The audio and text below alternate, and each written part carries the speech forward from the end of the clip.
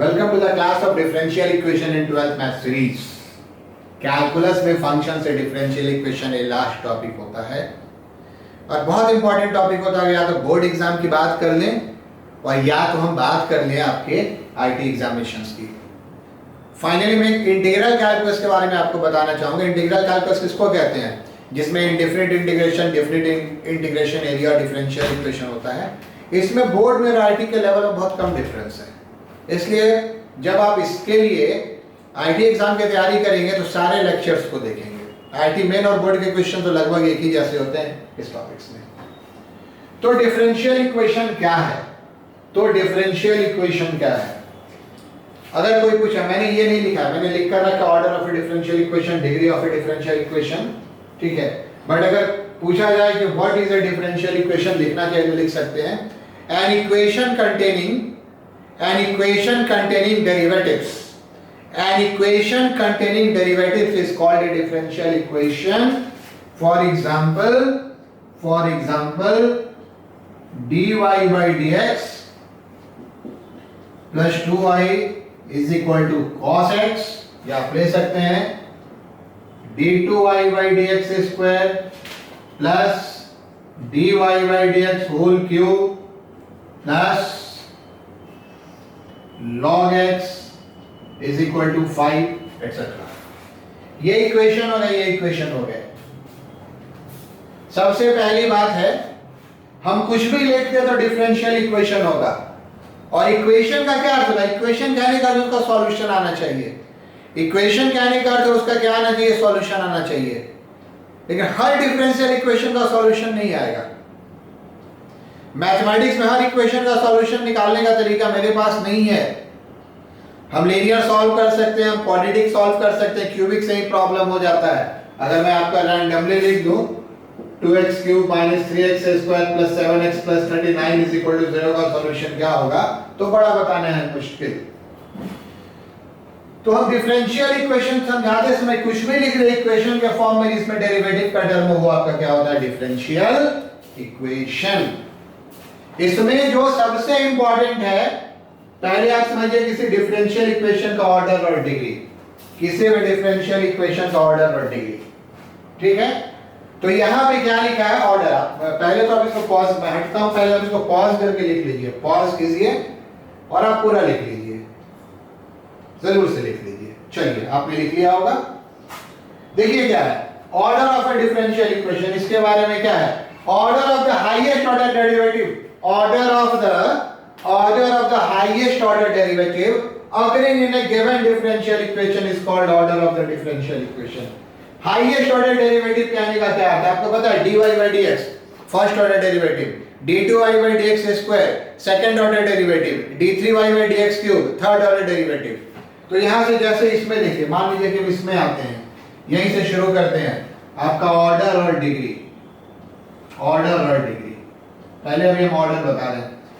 इसमें सिर्फ एक ही टर्म है dy by dx, ये फर्स्ट ऑर्डर डेरिवेटिव है, इसलिए इसका ऑर्डर आपका सीधा सीधा क्या हो जाएगा? 1। इसका ऑर्डर आपका क्या हो जाएगा? 1। इसको आप ध्यान से देखिए, इस वाले में आइए, इसमें ये फर्स्ट ऑर्डर डेरिवेटिव है और इसमें ये सेकंड ऑर्डर डेरिवेटिव है। ध्यान रखिए आप इसमें थर्ड ऑर्डर डेरिवेटिव नहीं जाएंगे पावर 3 के कारण। थर्ड ऑर्डर डेरिवेटिव कहने का क्या होता है? d3y by dx क्यूब, ठीक है ना? कंफ्यूजन नहीं है ना? ये फर्स्ट ऑर्डर का पावर 3 है, ये फर्स्ट ऑर्डर का पावर 3 है। तो इसमें फर्स्ट ऑर्डर भी और सेकंड ऑर्डर भी है। तो हाईएस्ट कौन सा है? Order of the highest order derivative. यहां पे फर्स्ट ऑर्डर डेरिवेटिव भी है और सेकंड ऑर्डर डेरिवेटिव भी है। तो ये इसका ऑर्डर आपका कितना हो गया? इसका ऑर्डर आपका हो गया simply 2 is called order. Order बहुत आसान है, dy by dx, d2y by dx square, d3y by dx cube, d4y by dx 4 में जो सबसे बड़ा मिल गया, जो सबसे बड़ा डेरिवेटिव मिल गया, वही आपका क्या हो गया? ऑर्डर। डिग्री टेक्निकल है, इसको बड़ा ध्यान से समझेंगे। डिग्री टेक्निकल है। Degree of A differential equation is power, अभी ब्रिटिश वर्ड को छोड़ दे रहे हैं, वो लिखा नहीं रहता है। Degree of a differential equation is the power of the highest order derivative. Power of the highest order derivative. यही लाइन बस आप याद रखेंगे। डिग्री क्या है? अगर उसको शॉर्ट लैंग्वेज में कहा जाए तो degree is power of highest order derivative. ये ध्यान रखेंगे। When differential terms are free from radicals, radicals हम लोग कहते हैं फ्रैक्शन पावर को, जैसे क्यूब रूट ऑफ एक्स, ये रेडिकल साइन है, इरेशनल टर्म्स, ठीक है। x का पावर 2/5, ये आपका क्या है? ये आपका रेडिकल टर्म है। When radical terms are free from when differential terms are free from radicals। और आगे भी हमने लिखा है if differential term is a variable of ट्रांससेंडेंटल, एक मैं नाम लिख रहा हूं, ट्रांससेंडेंटल कहते हैं नॉन अलजेब्रिक फंक्शन को। हमने जो आईलेट रूल पढ़ा है ना, तो उसमें यही को छोड़ दीजिए, I L, I means inverse, L means logarithmic, ये तो अलजेब्रिक हो गया, उसको छोड़ दीजिए। और फिर आपका ट्रिग्नोमेट्रिक एक्सपोनेंशियल, ये सब ट्रांससेंडेंटल फंक्शन कहलाते हैं, non algebraic function. If differential term is a variable of transcendental function, then degree of differential equation is not defined. तो पहले तो अभी हम यहां क्लियर करते हैं, फिर हम इसको क्लियर करेंगे। तीन स्टेज है, पहले हम यहाँ पे क्लियर करते हैं। देखिए इसमें एक ही टर्म है, dy by dx का कितना पावर है? dy by dx का पावर 1 है, तो इसकी डिग्री कितने हो गया? इसकी डिग्री 1 हो गया। इसमें देखिए ये सेकंड डेरिवेटिव है और ये फर्स्ट डेरिवेटिव है। सेकंड डेरिवेटिव का पावर 1 है और फर्स्ट डेरिवेटिव का पावर 3 है, तो डिग्री 3 नहीं होगा। डिग्री के लिए जरूरी है कि पहले आप ऑर्डर को डिसाइड करना सीख लें। इसका ऑर्डर इससे डिसाइड हो रहा है ना, तो इसका ऑर्डर इससे डिसाइड हो रहा है, इसका कितना पावर है? 1 है, तो इसका डिग्री क्या हो गया? 1। आई बात समझ में? Power of the highest order derivative. अब इस डिग्री की वजह से हम आपको 2-3 और टेक्निकल पॉइंट सिखाना चाह रहे हैं। इसको आपने लिख लिया, इसको हम इरेज कर रहे हैं। ऑर्डर समझना तो आसान है, हम कुछ और एग्जांपल्स नीचे लिखते चले जा रहे हैं। जैसे मान लीजिए हमने आपको लिखा d2y by dx square plus 4d2y by dx square plus 5dy by dx to the power 5dy by dx to the power 6, ये आपका अगर हमने बराबर लिखा √x के, तो इसका कितना ऑर्डर और इसका कितना डिग्री हो गया? चलिए ऑर्डर डिग्री तो एक एक लाइन में लिखा जाता है, यहां पे मैं लिख देता हूं ऑर्डर। ये इसमें देखिए ऑर्डर, ये फर्स्ट ऑर्डर डेरिवेटिव, ये सेकंड ऑर्डर डेरिवेटिव, ये सेकंड ऑर्डर डेरिवेटिव, तो ऑर्डर 2 हो गया, ठीक है, is equal to √x, is equal to √x, ठीक तो लिख रहा था यहां पे, तो ऑर्डर 2 हो गया। अब देखिए डिग्री आपका क्या हो गया? डिग्री किससे डिसाइड होगा? इससे डिसाइड नहीं होगा, डिग्री डिसाइड होगा ऑर्डर वाले से। यहां d2y by dx स्क्वायर 2 बार है, तो ये ऑर्डर 1 ले या 2 ले, तो ऑब्वियस है ऑर्डर 2 लेंगे, इसलिए हमने कहा था ग्रेटेस्ट पावर। अगर सेकंड डिग्री का 2 टर्म चला है, सेकंड डिग्री का 2 टर्म चला है, अगर सेकंड डिग्री का 2 टर्म चला है, तो आपका क्या होगा? सेकंड डिग्री के 2 टर्म के आने के बाद ये क्या हो जाएगा? इसका आपका ऑर्डर बड़े वाले से डिसाइड होगा, इसका मैंने वर्ड लिखा है ग्रेटेस्ट। आई बात समझ में? ठीक है, degree of differential is the greatest power of the highest order derivative. अब आइए, when differential terms are free from radical, ये कहने का क्या अर्थ है? अब आपको एक और एग्जांपल देते हैं। Differential terms are free from radical कहने का क्या अर्थ है? मान लीजिए हमने आपको लिखा d3y by dx cube plus d2y by dx square whole square is equal to √1 plus dy by dx। ठीक है, ऑर्डर में कोई प्रॉब्लम नहीं है। यहाँ पे ये फर्स्ट ऑर्डर डेरिवेटिव है, यहाँ पे ये सेकंड ऑर्डर डेरिवेटिव है, यहाँ पे थर्ड ऑर्डर डेरिवेटिव है, तो ऑर्डर इसका 3 हो गया। जो भी सबसे बड़ा टर्म है वो आपका क्या हो गया? जो भी सबसे बड़ा टर्म है वो आपका क्या हो गया? ऑर्डर हो गया, ठीक है। अब डिग्री की अगर हम बात करें, तो ये जो dy by dx square root में है, रेडिकल साइंस में से square root, cube root, fraction power, हमने क्लियर लिख भी दिया है, ठीक है। From radical actually sign word use होता है लिखने के, रेडिकल साइन ये लिखा रहता है।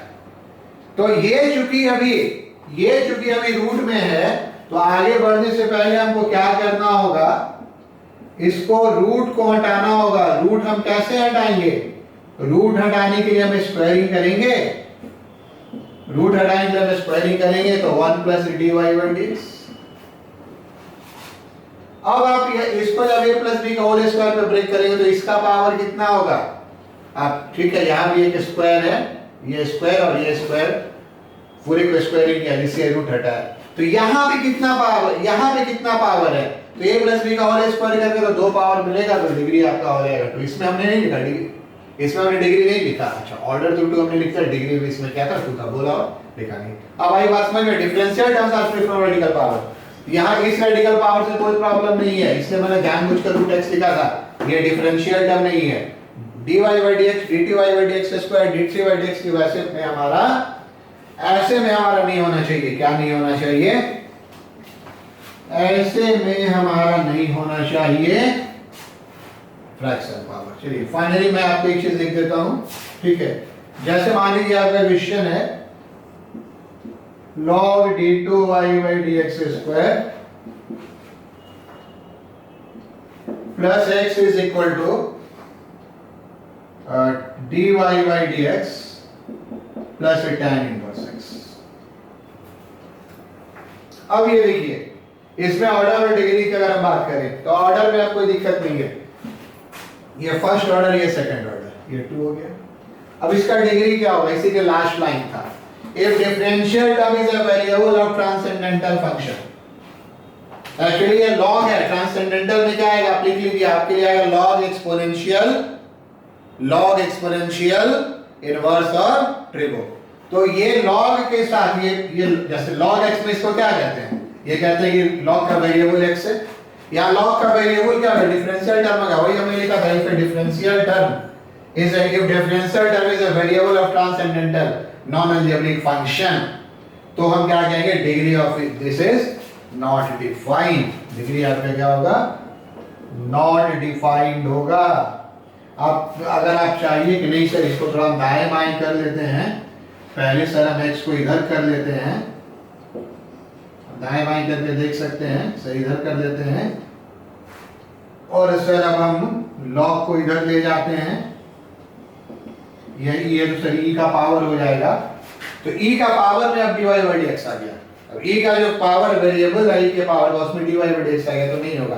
हाँ, अगर ऐसा फ्री हो जाता, अगर यहाँ पे हम dy by dx नहीं देते, अगर हम dy by dx नहीं देते तो हम कह सकते थे फ्री करने के बाद कि इसका हमारा डिग्री 1 है, बट ऐसा नॉर्मली नहीं होगा। ये बहुत अनकॉमन एग्जांपल है 12th बोर्ड के लिए, बट ये आते हैं आईडीज में। आप ध्यान रखिएगा, कभी भी ये डिफरेंस, ये जो है लॉग वगैरह जो इसका वेरिएबल नहीं होना चाहिए, अगर ऐसा तो डिग्री डिफाइन नहीं होगा। ये सॉफ्टवेयर ऑर्डर एंड डिग्री, ये 1 नंबर का क्वेश्चन आता रहता है एग्जाम में, इसको क्लियर रखना है, ठीक है। इसके बाद हम आज एक्चुअली जो मेन पॉइंट पढ़ेंगे, वो पॉइंट हम पढ़ेंगे फॉर्मेशन ऑफ डिफरेंशियल इक्वेशन। आपको कुछ कॉपी करना है तो आप कॉपी कर लीजिए, तब तक मैं इसको इरेज कर दूं। पिछला फॉर्मेशन ऑफ डिफरेंशियल इक्वेशन, और उसके बाद हमको अगले क्लास में पढ़ना होगा सॉल्यूशन ऑफ डिफरेंशियल इक्वेशन। तो देखिए, फॉर्मेशन के पहले, सबसे पहले फॉर्मेशन के पहले हम एक बात पे आइए, फॉर्मेशन ऑफ डिफरेंशियल इक्वेशन। देखिए, इस बात को पहले समझिए। सपोज के लिए हमने लिखा dy by dx is equal to x, इससे अगर हम y निकालना चाहें तो क्या हो जाएगा, dy x dx। एक बात आपको बता दें, ये एक्चुअली एक ऑपरेटर है dy dx ऑफ y, इसका normally earth u by v जैसा dy by dx नहीं होता है, ठीक है। सिंपली dy by dx से, तो इस ऑपरेटर को हम डिफरेंशियल इक्वेशन में फ्रीली आगे पीछे करेंगे। बॉस भी लॉजिक से हुआ, हो सकता है आप समझ रहे हो, ठीक है। उसका लॉजिक यहाँ पर है कि y को x स्क्वायर से डिफरेंशिएट करते हैं, x के साथ तो 2x होता है, और एक हमने ऐसे भी बताया था कि dy आपका क्या होता है, 2x dx होता है। तो लॉजिक इसका यहीं पर है, ठीक है। y का डिफरेंशिएशन dy x स्क्वायर का 2x dx, y का x स्क्वायर के साथ डिफरेंशिएशन क्या हो गया, dy by dx। देखने में आप कर सकते हैं कि इसको हमने इधर ट्रांसफर कर दिया। तो एक्चुअली हम लिख लेते हैं मन में मानते हुए, बट ऐसा वो प्रैक्टिकली कुछ भी नहीं होता है। तो अब इसको आप इंटीग्रेट कर दीजिए तो क्या हो गया, x square by 2 plus c। तो इंटीग्रेट नीचे हम लिख लें, y क्या हो गया, x square by 2 plus c। इसका आप ग्राफ बना सकते हैं। एक्चुअली अभी हम आपको बताने जा रहे हैं फैमिली ऑफ कर्व। अभी हम आपको क्या बताने जा रहे हैं, फैमिली ऑफ ग्राफ्स। पहले इसको समझिएगा। तो देखिए इसका ग्राफ कैसा होगा, इसका ग्राफ कैसा होगा, ये आपका ग्राफ है एक्स स्क्वायर बाई 2 का। अगर 1 यूनिट आप शिफ्ट करेंगे तो ये होगा एक्स स्क्वायर बाई 2 प्लस 1। अगर ये 0 1 पे आ गए, अगर 2 यूनिट शिफ्ट करेंगे तो क्या होगा, एक्स स्क्वायर बाई 2 प्लस 2। नीचे शिफ्ट करेंगे तो क्या होगा, एक्स स्क्वायर बाई 2 माइनस 1। नीचे 1 यूनिट शिफ्ट करेंगे तो इसमें आपका ये इनफाइनाइटली कर्व है, ये इनडेफिनिट इसलिए नाम होता है। हम डेफिनेट कुछ भी नहीं बता सकते हैं। ये इस पूरे कर्व को रिप्रेजेंट कर रहा है। तो इस C के कारण ड्यू टू C, ठीक है, due to C this is family of curve. Due to C जो कि अनसर्टेन है, this is equation of family of parabola. Parabola बन रहा है ना। तो अगर हम लिखते हैं y square is equal to x square by 2 plus 1, ये आपका हो गया पर्टिकुलर कर्व। ये आपका क्या हो गया, पर्टिकुलर कर्व। पर्टिकुलर सॉल्यूशन भी आएगा, निकाल लें पर्टिकुलर कर्व। और अगर हम वही रहे थे, और अगर हम ऐसे लिखे y स्क्वायर एक्स स्क्वायर पर 2, तो ये आपका क्या हो गया, ये आपका हो गया family of curve.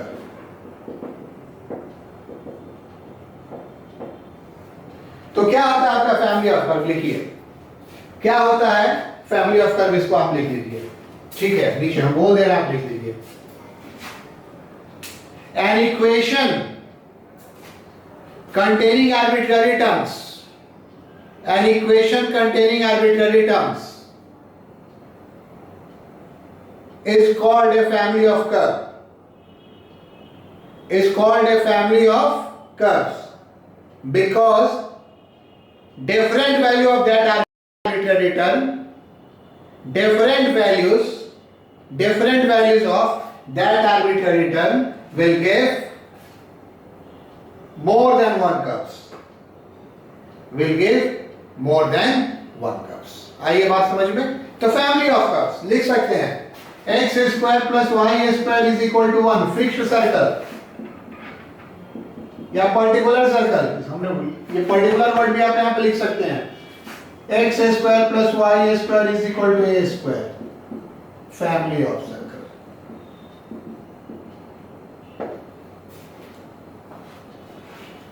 Family of circle, ठीक है। अब आप क्या लिखेंगे कि ये जो आपका फैमिली ऑफ कर्व है, इसको लिख लीजिए as discussed above, आप लिखिए as discussed above y differential equation of family of curve। यहाँ पे आप लिख लीजिए as discussed above differential equation of family of curve y is equal to x square by 2 plus c is dy by dx is equal to x। तो हमको की point क्या मिला, हमको की पॉइंट क्या मिला, अब इस की पॉइंट को समझिए। की point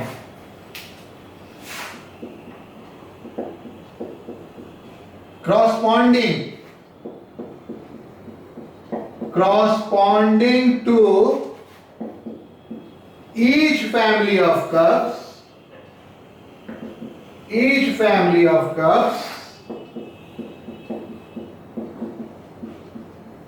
there exists a differential equation।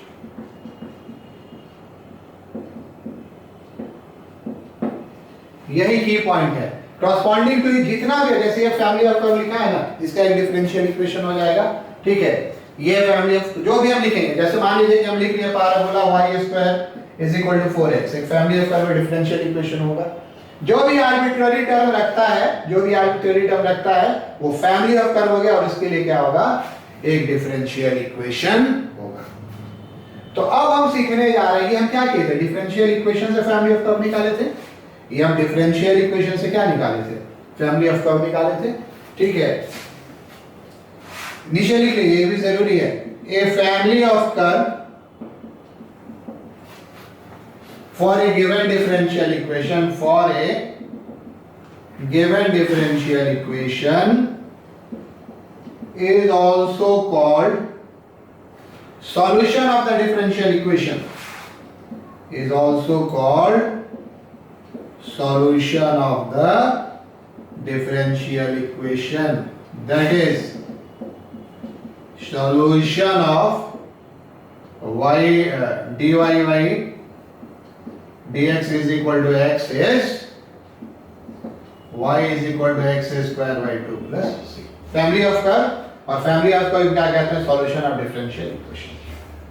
तो अभी हम सीखने जा रहे हैं कि जब हमारा फैमिली ऑफ कर्व मेंशन होगा, जब हमारा फैमिली ऑफ कर्व मेंशन होगा तो हम डिफरेंशियल इक्वेशन कैसे फाइंड आउट करेंगे, और अगले क्लास में जब डिफरेंशियल इक्वेशन मेंशन होगा तो उसका सॉल्यूशन कैसे निकालेंगे, या कह सकते हैं उसका फैमिली ऑफ कर्व कैसे निकालेंगे. ठीक है, कोई भी सॉल्यूशन आर्बिट्ररी टर्म में आएगा क्योंकि वो इंटीग्रेट करके आएगा, और जो भी आर्बिट्ररी टर्म में आएगा उस आर्बिट्ररी के कारण बहुत सारा उसमें कर्व बनना शुरू होगा. Therefore that solution is also called family of curve. तो आई होप कि आपको फैमिली ऑफ कर्व टर्म समझ में आ गया होगा, जिस कर्व में सिर्फ आपको फिक्स और एब्सोल्यूट कांस्टेंट 2 3 4 ये सब मिले, वो आपका हो गया. ठीक है, वो आपका हो गया पर्टिकुलर कर्व या फिक्स्ड कर्व, और बाकी हो गया आपका फैमिली ऑफ कर्व. तो सीधा सीधा हम आते हैं, बहुत सारा टाइम नहीं बर्बाद करते थे. आपने लिख लिया था, पॉज करके आप लिख लेंगे. ठीक है, method to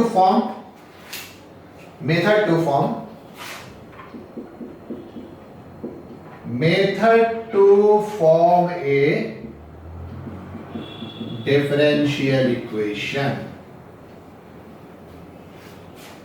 from given family of curve, from given family of curve. या इसको वर्किंग रूल आप कह सकते हैं, वो भी कह सकते हैं. सबसे पहले आपको ध्यान रखना है,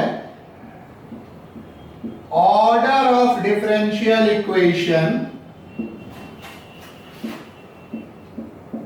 must be equal to number of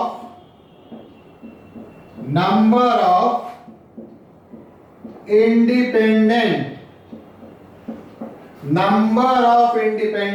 ये मैं अपने तरफ से लिखता हूं, इंप्लाइड होता है arbitrary constant in the given family of curve. और ब्रैकेट में अगर हम सॉल्यूशंस लिखते हैं तो आपको कोई दिक्कत नहीं ना है. फैमिली और सॉल्यूशन एक ही चीज हो गया. दूसरा, differential equation must be free from all arbitrary constants.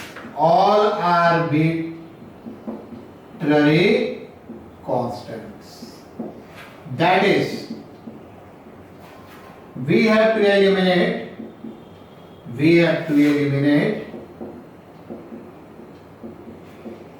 arbitrary constants.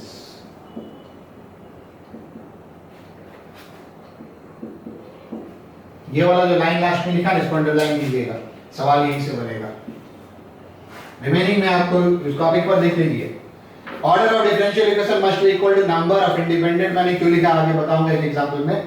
Arbitrary number of arbitrary constant in the given family of curves, और differential equation must be free of all arbitrary constant. कहने का क्या अर्थ है कि जैसे जब हम ये अभी एग्जांपल लिए थे ना, बार-बार इसी पे आ रहे जो किसी को लिए थे, इसका जो डिफरेंशियल इक्वेशन बना था उसमें ये वाला c नहीं था,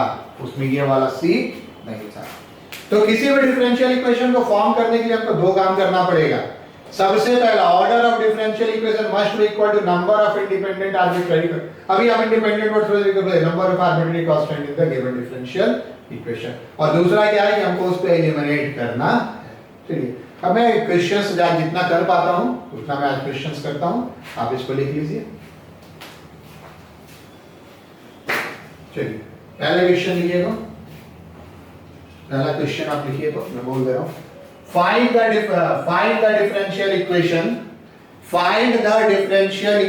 of family of a straight line through origin. Find the differential equation of family of a straight line through origin. लिख लिया? अब आपको ये मालूम होना चाहिए family of straight lines through origin is, थोड़ा सा कोऑर्डिनेट का कभी कभी यूज हो जाता है, बहुत सिंपल, इतना जो बायो वाली भी जानते हैं, y is equal to mx। Origin से जाने वाली किसी भी लाइन का क्या होता है equation, y is equal to mx, 0 0 satisfy करेगा। ठीक है, अभी हम इंडिपेंडेंट वर्ड भी क्लियर करेंगे। अब इसमें देखिए कितना आर्बिट्ररी कांस्टेंट है, हम पहला सवाल पूरा लिख देते, it has only one arbitrary constant. आप लिखते जाइए, कॉपी में लगा तो क्या रहेगा, m, therefore corresponding differential equation will be of order,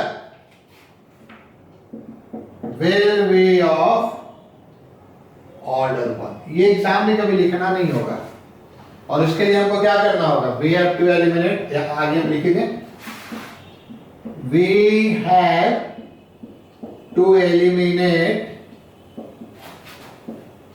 m for this। तो चलिए अब कैसे बनेगा, ठीक है, y is equal to mx, देखते चलिए, ये 5-6 एग्जाम्पल्स हम दे रहे हैं। इसमें dy by dx आपका क्या हो गया, डिफरेंशिएट करेंगे m, और फ्रॉम 1 and 2 हमारे डिफरेंशिएट नहीं करेंगे क्योंकि एक आर्बिट्ररी कांस्टेंट है तो एक ही ऑर्डर का होना चाहिए था, एक आर्बिट्ररी कांस्टेंट है तो एक ही ऑर्डर का होना चाहिए था। तो फ्रॉम 1 and 2 आपका क्या हो जाएगा, y is equal to dy by dx into x। हमने m को एलिमिनेट किया, कैसे एलिमिनेट किया, ये m का वैल्यू कैसे कर दिया, ये एक ऑर्डर का है, इसमें m नहीं है, दोनों कंडीशन फुलफिल हो गया, तो this is required, this is required differential equation. Differential के टर्म में जब हम हायर क्लास में जाएंगे हम लोग को दिखता है, जैसे ये लिखा रहता है ना, तो हम लोग को ये दिखता है कि ये कुछ भी नहीं है, ये आपका ये स्ट्रेट लाइन थ्रू ओरिजिन है, ये कुछ भी नहीं आपका क्या स्ट्रेट लाइन थ्रू ओरिजिन। हम सॉल्व करके भी आपको दिखा देंगे कि इसको सॉल्व करेंगे तो y is equal to mx आएगा, पर आज की वो चर्चा नहीं है हमारी, वो हमारा सॉल्यूशन अगले क्लास से हम आएंगे। ठीक है, चलिए अगले क्वेश्चन क्या है, क्वेश्चन नंबर 2, आसान क्वेश्चन से पढ़ लें। क्वेश्चन लिखिएगा, फाइंड द, चलिए इस बार लिख लेते हैं, find the differential equation of all non vertical lines, ये लिखने का तरीका है, all non vertical lines in a plane. उसके पहले हमको एक और चर्चा करनी थी जो हम नहीं की, उसके पहले हमको एक और चर्चा करनी थी, अभी पहले क्वेश्चन में बैक होते हैं। ठीक है, जैसे आप कहेंगे ना कि सर ये भी तो sir straight line a plus b plus ax plus br plus c में अगर सर हम c को हटा दें तो ये भी तो स्ट्रेट लाइन थ्रू ओरिजिन है, तो सर इसमें तो दो आर्बिट्ररी कांस्टेंट नजर आ रहा है, सर इसमें तो दो आर्बिट्ररी कांस्टेंट नजर आ रहा है, तो सर ये दो ऑर्डर का क्यों नहीं हुआ। हो सकता है आपसे कभी कोई वाइवा में पूछ ले, हम लोगों से कॉलेज में वाइवा में पूछा जाता था, अरे तो दो नजर आ रहा है तो क्यों नहीं हुआ। उसका आंसर क्या है, ये देखने में तो लेकिन इंडिपेंडेंट एक ही है। जैसे अगर हम इसको a से डिवाइड कर दें, a से डिवाइड कर दें तो क्या हो गया, x plus by is equal to 0 हो गया, सारे आर्बिट्ररी एक ही जगह आ गया, इसका हम एक नया नाम दे देंगे। तो इंडिपेंडेंट कहने का अर्थ यही है कि जो मिनिमम टर्म में हम लिख सके, जो हम किस में लिख सके, मिनिमम टर्म में हम लिख सके, इंडिपेंडेंट। ऐसा क्वेश्चंस आएगा जिसमें आपको शुरू में पता नहीं चलेगा, धोखा होने लगेगा कि आप 3 मानकर चल रहे हैं, आंसर 2 ही पे आ गया, तो ये प्रैक्टिस है। आई बात समझ में, इसको हम लोग कहेंगे इंडिपेंडेंट। यहाँ a और एक दूसरे पर डिपेंड कर रहा है, अगर हम डिवाइड कर दें तो b और a एक साथ हो गया, सारा आर्बिट्ररी कांस्टेंट एक साथ हो गया तो एक साथ हो गया। अब जैसे सेकंड क्वेश्चन में देखिए क्या है, find the differential equation of all non vertical lines in a plane. Actually non vertical plane में लाइन का इक्वेशन हम दो ढंग से लिखते हैं, एक हम लिखते हैं y is equal to m x plus c, और एक हम क्या लिखते हैं ax plus b y plus c is equal to 0। Non vertical word लिखा जाता है कि m इंफिनिटी नहीं है, और नॉन वर्टिकल नहीं लिखा हो तो भी सेंस अंडरस्टूड होता है कि we are talking about non vertical lines. ये दोनों तरह से लिखते हैं, जनरल इक्वेशन स्ट्रेट लाइन कैसे स्टैंडर्ड फॉर्म में। तो देखिए अब इसका एक और यहां पर आपको यूज होगा, ये मिनिमम आर्बिट्ररी में लिखा हुआ है, ये आपका 3 आर्बिट्ररी में है, तो 3 इंडिपेंडेंट नहीं है। अगर आप c से डिवाइड कर दीजिए a by c b by c 1, a by c को एक नाम दीजिए, b बाई सी को एक नाम दीजिए, तो कितनी आर्बिट्ररी में है, ये आपका 2 ही आर्बिट्ररी में है। आई बात समझ में? तो मिनिमम आर्बिट्ररी में लिखना, इसलिए हमने लिखा था इंडिपेंडेंट। एक और ये बहुत इंपॉर्टेंट बात बताता है, देखिए y is equal to mx क्या बताता है कि अगर आपको ओरिजिन मालूम है तो स्लोप एक मालूम हो, ओरिजिन मालूम होने के बाद सिर्फ एक स्लोप मालूम होने पे हम लाइन का इक्वेशन पता कर सकते हैं। ये आपको क्या बताता है कि हम दो इंफॉर्मेशन, 2 पॉइंट मालूम हो जाए, एक पॉइंट एक स्लोप मालूम हो, तो हम लाइन का इक्वेशन लिख सकते हैं। वो डिफरेंशियल ज्योमेट्री है, ठीक है।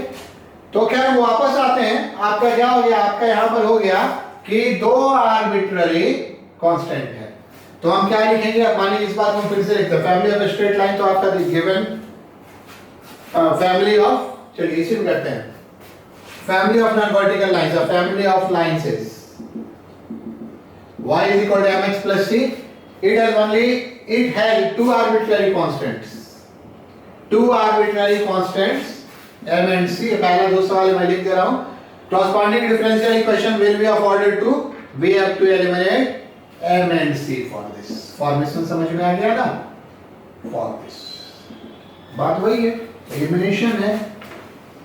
चलिए देखते चलिए, ये तरीका हमने आपको सब बता दिया, कुछ क्वेश्चन और डील कर देंगे। ये आपका क्या हो गया, ये आपका कितना हो गया, y is equal to m x plus c d y by d x, आपका क्या हो गया m इंटू 1 प्लस 0। एक बार और डिफरेंशिएट करना ही होगा, क्योंकि ऑर्डर 2 चाहिए तो 2 तक हमको डिफरेंशिएट करना है। Differentiating again d2y by dx square 0। Normally आपका ये पहला, ये दूसरा और ये तीसरा, नॉर्मली अभी जो हम कहेंगे उसमें कहेंगे 1 2 3 में से m और c हटाना है, but 3 itself does not contain m and c। तीन नंबर इक्वेशन है ना, तो m रखता है ना तो c रखता है। जैसे हम यहां से यहां पहुंचे तो m c एक्चुअली एलिमिनेट हो गया, तो this is required differential equation, this is required differential equation, यही हो गया। कभी कभी ऐसा भी आएगा। तो अब हमको लगातार 3-4 सवाल जो भी हमारे पास टाइम में आपको बताते चले जाते हैं, ठीक है। वैसे एक अच्छा कैलकुलेशन देखिए, कैलकुलेशन आप देखते चले जाइए। अगला कैलकुलेशन देखिए, तो find the differential equation,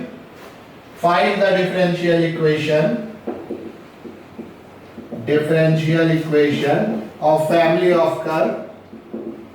family of curves y is equal to e to the power x a sin x plus b cos x। ये कितने ऑर्डर का होगा, इसका की पॉइंट क्या हो गया, इसका ऑर्डर होगा 2, क्योंकि आर्बिट्ररी आपके पास क्या है, आर्बिट्ररी आपका a और b है, आर्बिट्ररी आपके पास क्या है, a और b है। तो देखिए a और b का एलिमिनेशन कैसे होगा, a और b का एलिमिनेशन कैसे होगा, आप इसको ध्यान से देखिए। हम राइट साइड से चल रहे हैं, y is equal to e to the power x, a sin, right part लिख रहे हैं, a sin x plus b cos x। यहां से सॉल्यूशन पे आ जाए, की लिखने की जरूरत नहीं है। आपका dy by dx, आप इसको y प्राइम या y डैश भी लिख सकते हैं, क्या होगा a sin x plus b cos x into e to the power x। I am doing u into v, ठीक है, plus e to the power x। इसका डिफरेंशिएशन क्या होगा, पहले हमने इसको लिखा, इसका डिफरेंशिएशन वापस ये होगा, फिर हमने e का पावर x लिखा, ये आपका क्या होगा, ये आपका होगा a cos x minus b sin x, ठीक है। हमने एक और बार डिफरेंशिएट करना होगा, लेकिन अभी हम यहाँ पे क्या करेंगे कि इसको पहले हम y से रिप्लेस कर देंगे, ठीक है। ये हम क्या लिख देंगे, dy by dx बराबर y plus e to the power x a cos x minus b sin x। हम जब कोई क्वेश्चन बता रहे हैं उससे आपको लगभग सारा आइडिया तो मिल जाएगा, ठीक है, लगभग हर तरह का एक क्वेश्चन बताने का प्रयास करें, बट ये आपका एकदम इनर स्किल है, एलिमिनेट कैसे करते हैं। क्यों यहाँ पे चेंज कर दिया? एक्चुअली हम इसको 2 दे रहे हैं, ये काम ने फ्रॉम 1 से किया है, ऐसा हमने इसलिए कर दिया, ये आप देख रहे थे ना वापस y है, ऐसा हमने इसलिए किया क्योंकि अगर हम ये वाला काम नहीं करें और यहाँ से इसको फिर से डिफरेंशिएट करें तो ये फिर से u into v, ये फिर से u into v, काफी बड़ा हो जाएगा। तो यही प्रैक्टिस है, यहाँ से dy by dx differentiating again, differentiating again, ठीक है। जरा ऊपर की ओर देखते हैं, कीवर्ड हटा दे रहे हैं, ठीक है। ऑर्डर 2 होगा क्योंकि arbitrary constant, d2y by dx का स्क्वायर क्या होगा? ये आपका होगा dy by dx, dy by dx के साथ ये तो ये सेकंड डेरिवेटिव, इसका फर्स्ट डेरिवेटिव, ये फिर से u into v में ब्रेक होगा, a cos x minus b sin x into e to the power x plus e to the power x into इसका डिफरेंशिएशन क्या होगा? Minus a sin x minus a sin x minus b cos x। अब आपके पास यही 3 relation है, आपके पास यही 3 relation है, ये पहला, ये दूसरा, ये तीसरा। इस तीनों रिलेशन में से आपको कुछ ऐसा करना है कि और भी हट जाए, तो देखिए कैसे हटेगा, ठीक है। ये हम हटाएंगे 2 के हेल्प से, फ्रॉम 2,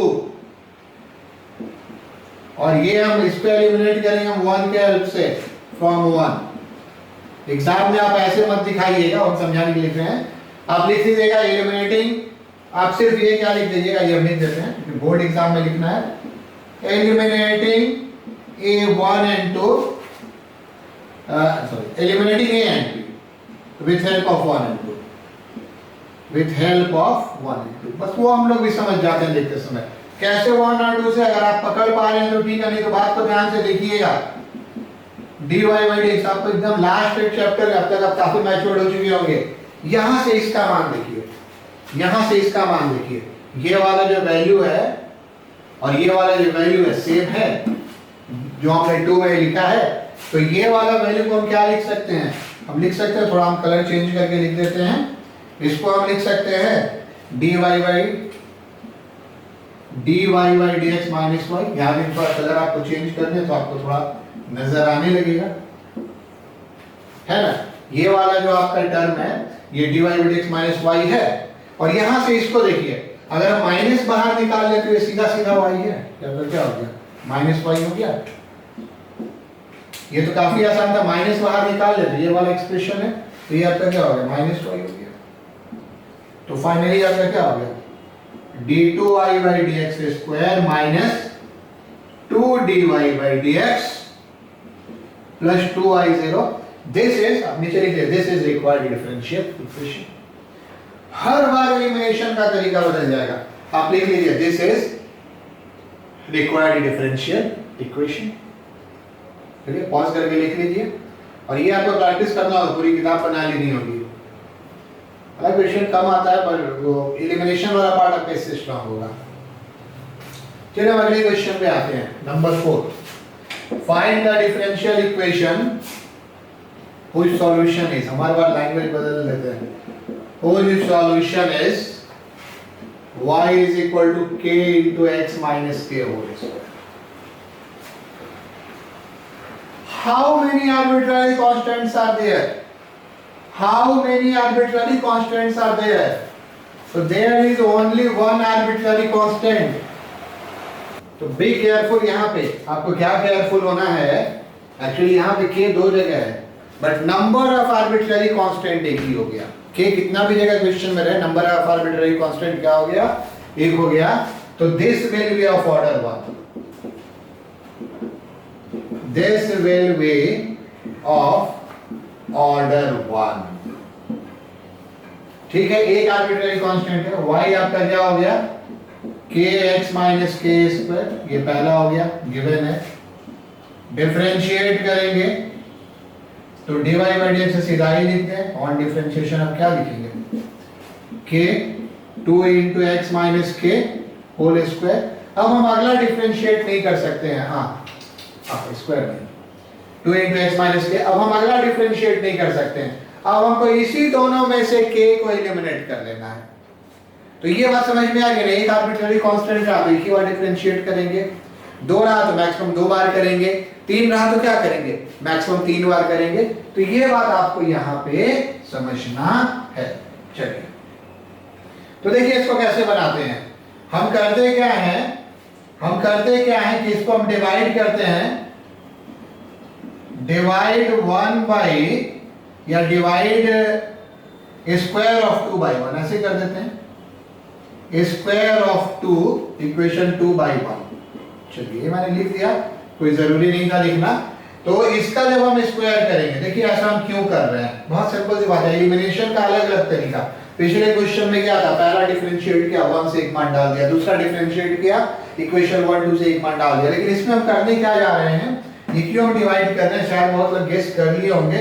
स्क्वायर ऑफ 2 मतलब इस पूरे का स्क्वायर, dy by dx का स्क्वायर, ये आपका कितना हो जाएगा, ये आपका हो जाएगा actually 4k square x minus k whole square.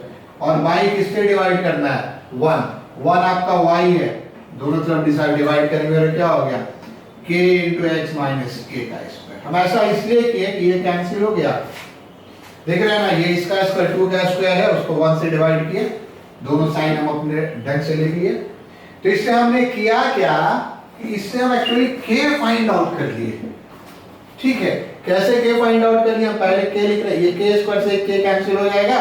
चलिए हम ऐसे ही लिख दें, 4 को अगर हम नीचे ले जाएं तो dy by dx का whole square divided by 4y is equal to k हो गया। अब इसको आप किसी एक में पुट कर सकते हैं, आपकी मर्जी है, या तो पहला में या तो दूसरा में, किसी एक में पुट कर लीजिए। हम मान लीजिए इसको पुट कर लेते हैं सेकंड में, पुटिंग दिस वैल्यू इनटू, ये आपका चॉइस है, एलिमिनेशन ऐसे भी होगा, पुटिंग दिस वैल्यू इन 2। तो जब हम 2 में इस वैल्यू को पुट करेंगे तो क्या होगा, dy by dx, कैलकुलेशन क्या ध्यान से करना है, इज इक्वल टू, ये 2 टाइम्स था, कि ये 2 पहले लिखा, k को क्या लिखेंगे, k को लिखेंगे dy by dx का whole square divided by 4y, उसका x को x लिखेंगे और इसको माइनस हम क्या लिखेंगे, इसको माइनस फिर से k को लिखेंगे dy by dx का whole square divided by 4y। Elimination हो गया, थोड़ा बहुत हमको कैलकुलेशन करना होगा, कैलकुलेशन कर देते हैं। आप ध्यान से देखेंगे, ये दरअसल आपका क्या है, ये एक dy by dx से एक dy by dx कैंसिल होगा। ठीक है, ये भी आप 2 से 2 कैंसिल कर सकते हैं, कर ही लेते हैं। तो एक dy by dx से एक पावर कैंसिल होगा तो आपका क्या हो जाएगा, ये आपका हो जाएगा 2y, इधर गुना हो गया, ये आपका क्या होगा dy by dx, थोड़ा हमारा एलसीएम भी ले लें, पेशेंस रखना होगा, 4y। ठीक है, और ये आपका क्या हो जाएगा, ये आपका हो जाएगा 4xy माइनस कितना, 4xy माइनस आपका कितना हो गया, ये आपका माइनस हो गया dy by dx का होल स्क्वायर।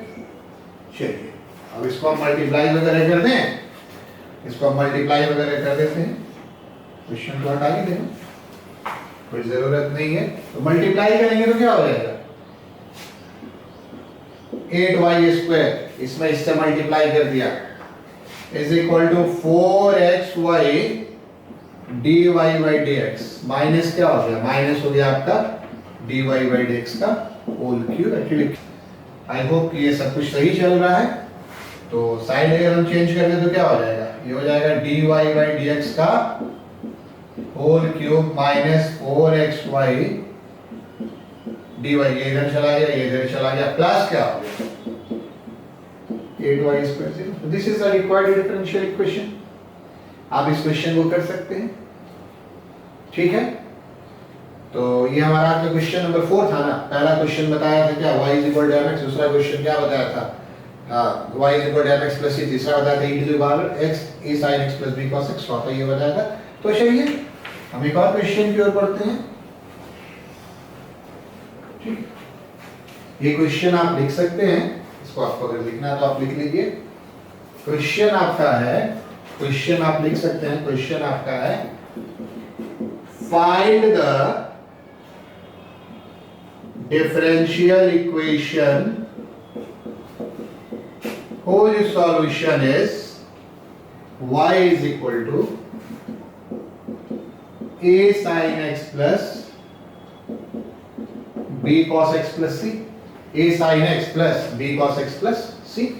चलिए तो चलिए अब इस क्वेश्चन में कुछ नया पॉइंट है, नंबर 5 है, कुछ नया पॉइंट है। वो नया पॉइंट क्या सो आप देखिए, ये आर्बिट्ररी कांस्टेंट कितना 3 ए बी सी, तो 3 आर्बिट्ररी कांस्टेंट है तो हम क्या करेंगे y is equal to a sine x plus b cos x plus c. सबसे पहले डिफरेंशिएट करेंगे, dy बाई dx आपका क्या होगा, ये आपका होगा a cos x minus b sin x plus c. फिर से डिफरेंशिएट करें, डिफरेंशिएटिंग अगेन, डिफरेंशिएट तो करना ही है क्योंकि अब लग रहा है कि 3 आर्बिट्ररी है।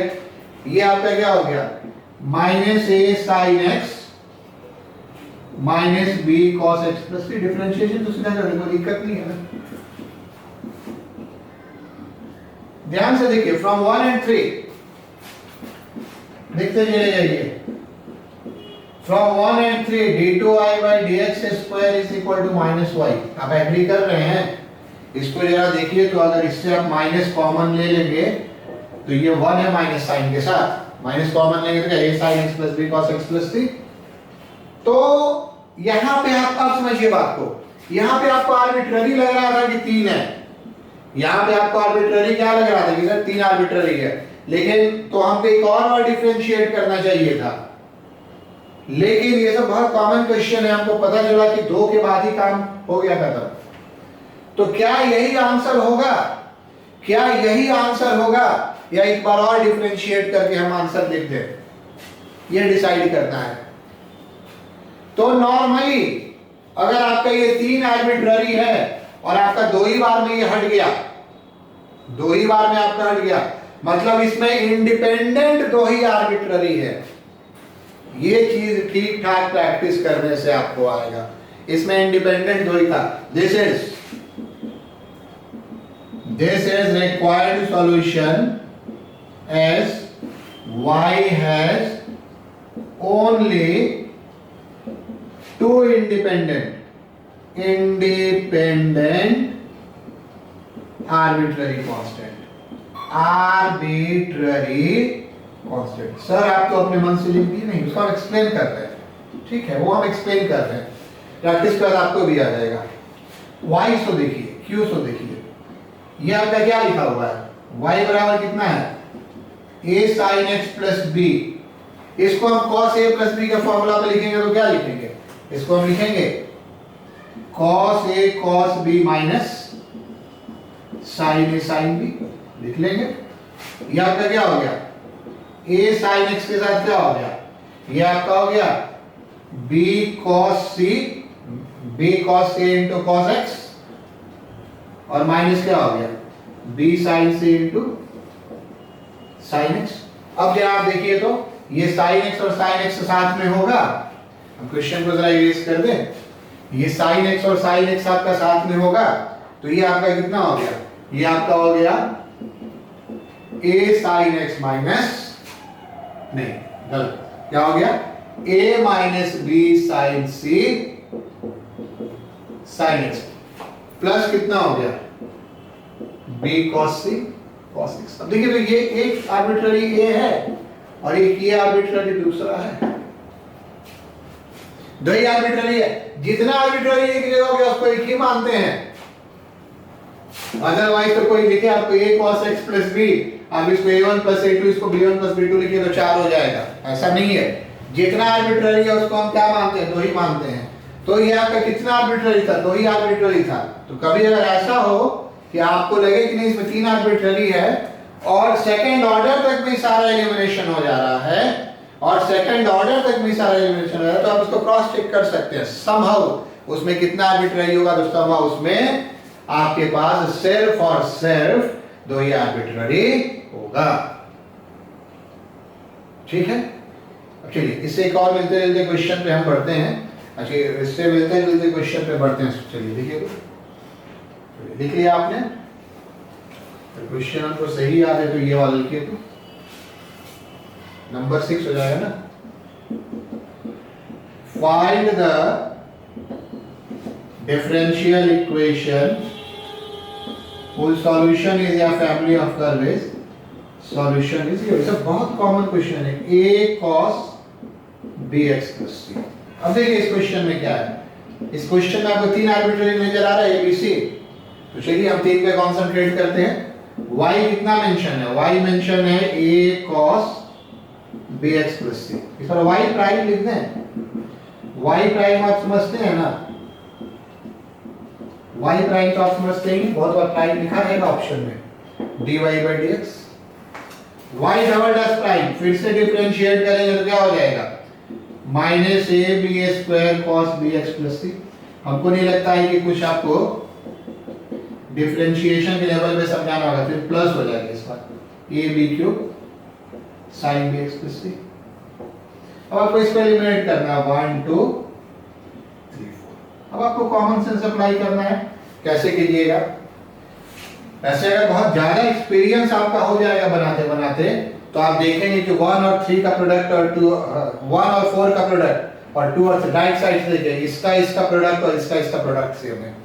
ये अगर एक्सपीरियंस आपका हो जाएगा, ये प्रोडक्ट और ये प्रोडक्ट सेम है। बट अभी जो इनिशियल है तो हम इसको ऐसे नहीं बता रहे हैं, हमने बोल दिया, क्योंकि एक बार ध्यान रखना चाहिए। हम कैसे बना रहे हैं? हम बना रहे हैं 3 डिवाइडेड बाई 1। तो 3 डिवाइडेड बाई 1 से क्या मिलेगा? y डबल प्राइम, मतलब सेकंड डेरिवेटिव बाई y, इसको इससे डिवाइड कीजिएगा क्या हो जाएगा? Minus B square. 4 divide by 2, 4 divide by 2 आपको क्या मिलेगा? 4 डिवाइड बाई 2 आपको क्या दे देगा? 4 डिवाइड बाई 2 आपको दे देगा y triple prime upon y prime, ये भी माइनस बी स्क्वायर है। देख रहे हैं ना, इसको इससे डिवाइड किया तो B square, a cos bx cut गया, इसको इससे डिवाइड किया तो a और a b कैंसिल हो गया, sin bx प्लस कैंसिल हो गया।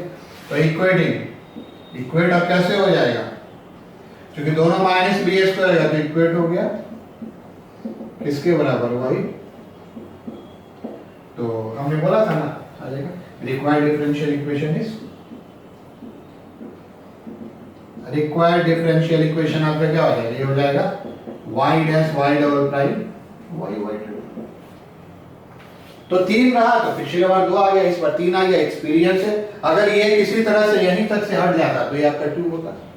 3 है तो 3 लेकर चलिए, 2 आना होगा तो 2 आ ही जाता। जैसे एक बार आईटी में ऐसा क्वेश्चन पूछा था, हो सकता है हमको थोड़ा बहुत डेटा आगे पीछे याद हो, नहीं लगभग याद ही होगा, बहुत पहले का, और आज के दिन का बहुत कॉमन क्वेश्चन है। Find the order of the differential equation whose solution is y is equal to, कुछ ऐसा लिखा था c1 plus c2, प्रोबेबली हमको सही याद होना चाहिए, c3 plus c4 e to the power x plus, चलिए जो भी होगा, ये भी ऐसा ही क्वेश्चन है, बहुत पहले का क्वेश्चन है।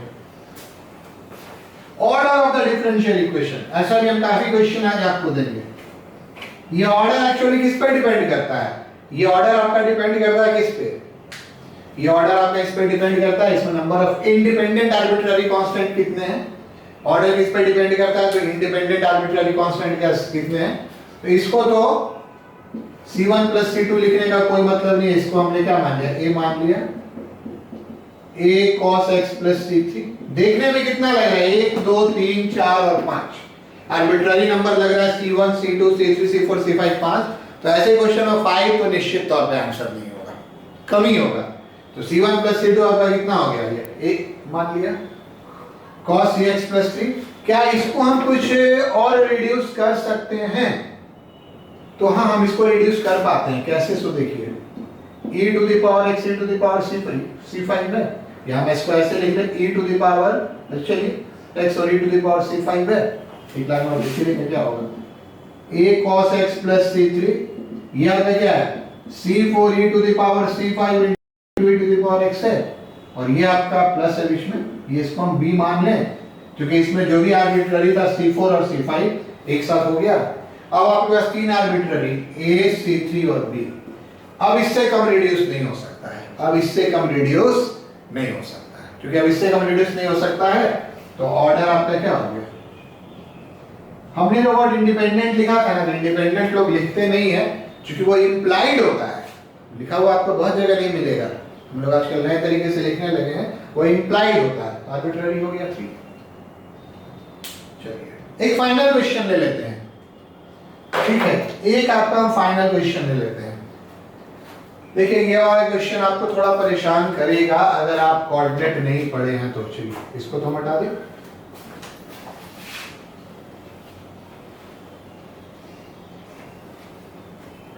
देखिए फाइनल क्वेश्चन क्या है। वो क्वेश्चन आपका है नंबर 8। फाइंड द, आसानी ले रहे हैं, बारी वाला जज बनाने है ना। Find the differential equation of family of circles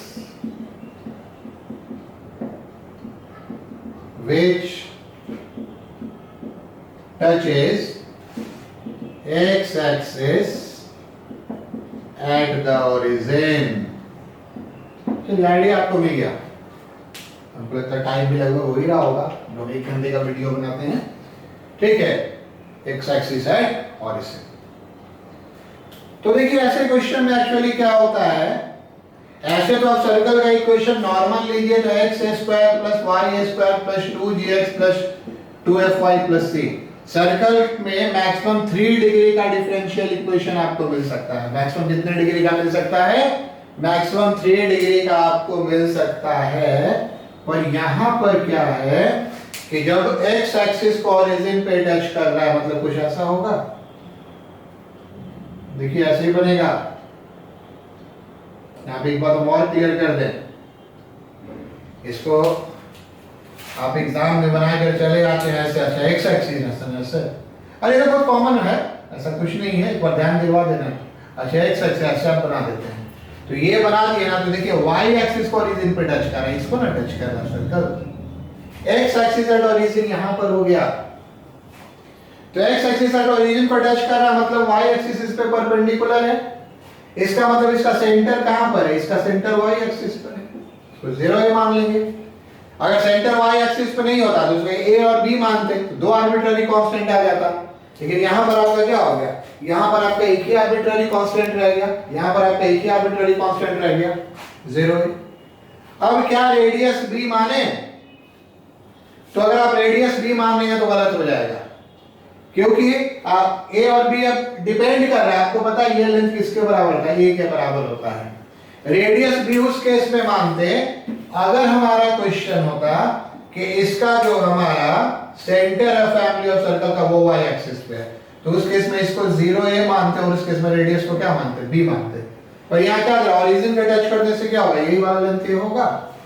तो कोऑर्डिनेट का हम कुछ क्वेश्चन में, हालांकि हम आपको हिंट में उसको फ्रेम कर देंगे, पर इसके लिए थोड़ा सा आपको 11th में जो कोऑर्डिनेट पढ़े थे उसका ध्यान रखना होगा। हालांकि बोर्ड में ऐसे एग्जाम को लोग कम टच करते हैं, ये मानते हुए कि आप 11th नहीं जानते हैं, फिर भी मैं आपको बता दे रहा हूं। Equation of circle, equation of family of circle system, x minus 0 square plus y minus a square is equal to a square.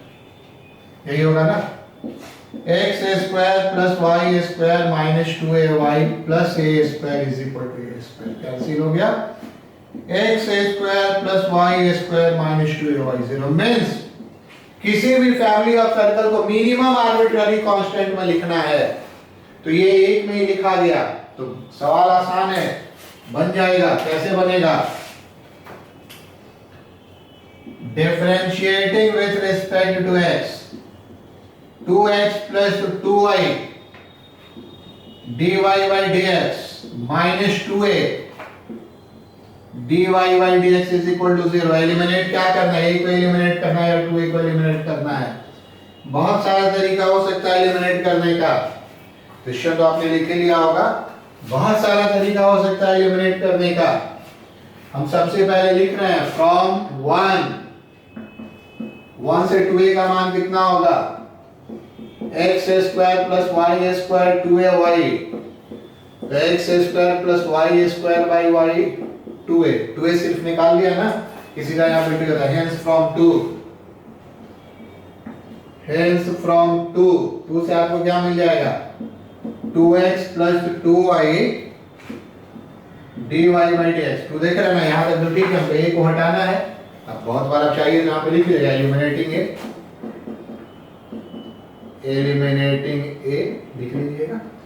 और आपका 2a के लिए कितना हो गया x square plus y square by y into साथ में dy by dx। थोड़ा सिंप्लीफाई कर देंगे। सिंप्लीफाई कैसे करेंगे, पूरे में y से गुना करेंगे। पूरे में y से सर क्यों गुना कर रहे हैं, एक्चुअली हमको एलसीएम लेना है। उसका एक दूसरा तरीका बहुत बार यूज कर देते हैं, एक्चुअली हमको एलसीएम लेना है ताकि ये नीचे वाला y हट जाए। तो पूरे में y से गुना करेंगे तो क्या हो जाएगा ये 2xy plus 2y square dy by dx minus x square plus y square. Denominator हटाने का एक तरीका ये भी होता है, सीधा हम गुना ही कर देंगे डिनोमिनेटर वाले टर्म से। अब ये इसमें तो dx by dy नहीं है ना, नहीं है। ये आपका क्या हो गया, ये आपका हो गया 2xy प्लस ये आपका मेरे ख्याल से हो जाएगा y square minus x square, जो हमको नजर आ रहा है ये 2y स्क्वायर में से y स्क्वायर घट गया dy by dx। This is equal differential equation. तो ये जो मैंने डिस्कस कर दिया ना, सारे क्वेश्चंस इसी के आसपास होंगे। एलिमिनेशन में मैंने ऐसे ऐसे क्वेश्चंस को लिया जिस ढंग से आपको एलिमिनेट करना है। एक है कि पहला से दूसरा निकाले तो ऊपर से पुट कर दिए, एक है कि हम उसको जैसे के वाले पे एलिमिनेट किए थे, 2 इक्वेशन से के निकाल के किसी को पुट कर दिया। तो ये सब तरीका आपको ध्यान में रखना, प्रैक्टिस है। तो जितने भी क्वेश्चंस को दे रहे हैं आप उसको एक बार जरूर से बना लीजिए। अगले क्लास में हम शुरू करेंगे solution of differential equation. Okay, thank you.